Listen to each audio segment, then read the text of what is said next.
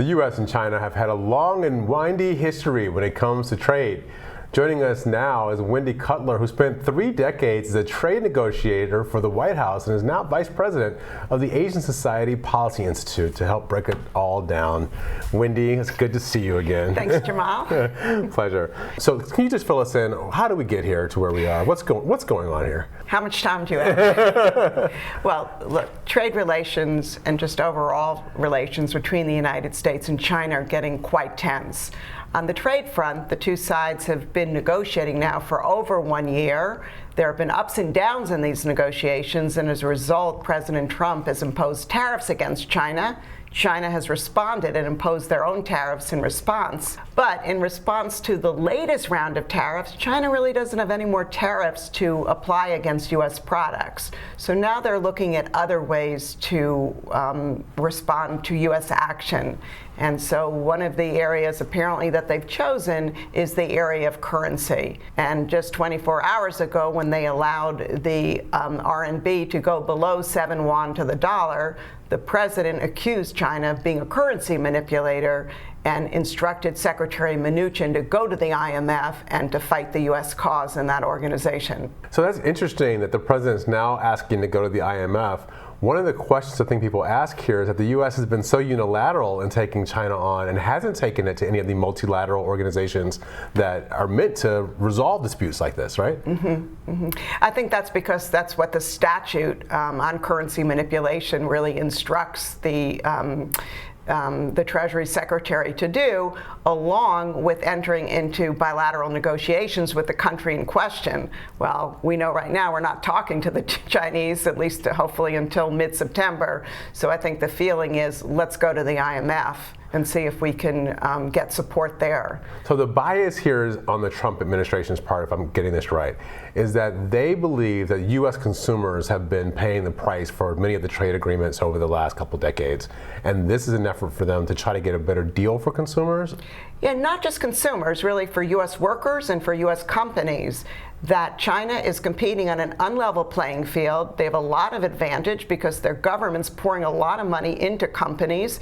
And when our companies have to compete against these companies, it's not on a level playing field. So the kind of the thrust behind the Trump trade policy then is to level the playing field and to do it with unconventional tools like tariffs. So is the policy the right policy? Is the president doing this the right way? Well, and that's an open question. I think my view is that resorting to tariffs is never the right policy because you're breaking international trading rules and you're inviting other countries to respond in kind. And if the United States is not following the rules, what message does that send to the rest of the world? And finally, as we've seen, these tariffs not only hurt China, but they hurt the United States. They hurt our farmers, they hurt our consumers, they hurt our workers, and they hurt our companies. Okay, so this is what I was trying to get at earlier. The U.S. got China into the World Trade Organization in order to deal with conflicts like this, right? But when it came time for the Trump administration to deal with it, they did not choose to go to the WTO. They chose to deal with it unilaterally. And one of the decisions by the Trump administration is that the WTO is not equipped to handle these kinds of disputes. And I think there's some validity there because when China joined the WTO in 2001, there was the expectation that the WTO would keep negotiating new agreements, update the rules, ask China and other countries to reduce their tariffs more. But in fact, those negotiations never reached successful conclusion. So you have an organization with really outdated rules, so it's hard to challenge a lot of these practices using the WTO rules. Okay, so I know people who've had companies who said that when they go into the Chinese market, whether to produce or to sell, that they are nervous that they've got about a year, maybe 18 months before somebody locally is going to figure out what they're selling or making, copy it, and sell a cheaper version. What can the U.S. do about that? Well, and that's what the U.S. has been asking China to do for many, many years, and that is you need to strengthen your intellectual property protection laws as well as your enforcement.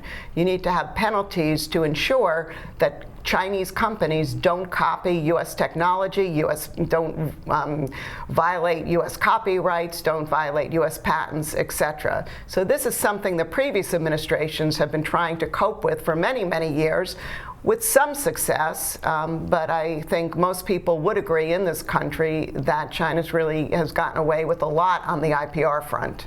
So maybe what the president's doing is the right thing to do to really ratchet up pressure on the Chinese in order to get them to finally get some concessions. Well, exactly. I think most people would agree with his objectives, that we really need to get China to level the playing field, to strengthen its IPR laws, to reduce its tariffs, not to subsidize its companies, etc. But the question is, what's the best tactic? What are the best tools for getting there? And in my view, while tariffs may have been successful in getting China to the negotiating table, they really haven't been successful, as we've seen, in getting China to negotiate a successful deal. So we're a year into these tariffs. U.S. companies, U.S. farmers, U.S. workers are hurting. Chinese are hurting as well, but there's no deal. So let me ask you a big, broad question. Okay. Is China a rival or a strategic economic partner?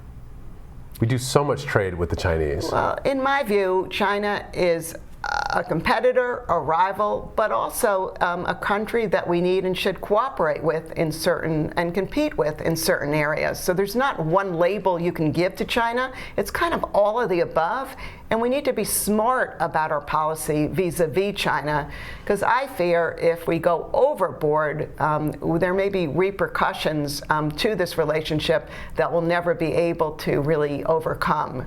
If you look to the future of the world, China's going to be, they're going to have the largest economy in about 20 years.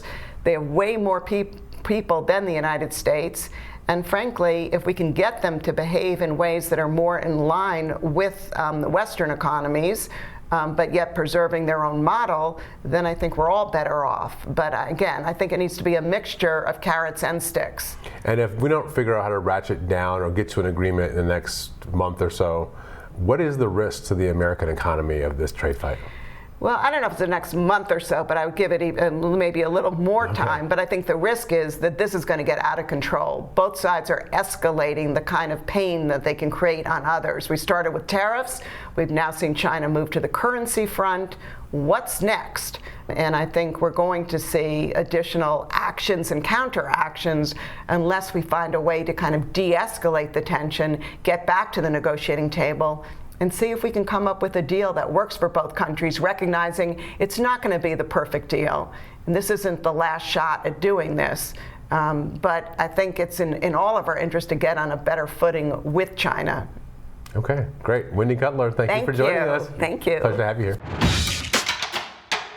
Thanks for watching Hill TV on YouTube. Be sure to click subscribe and hit the bell so you know when we post new videos. And head to thehill.com for all the latest political news.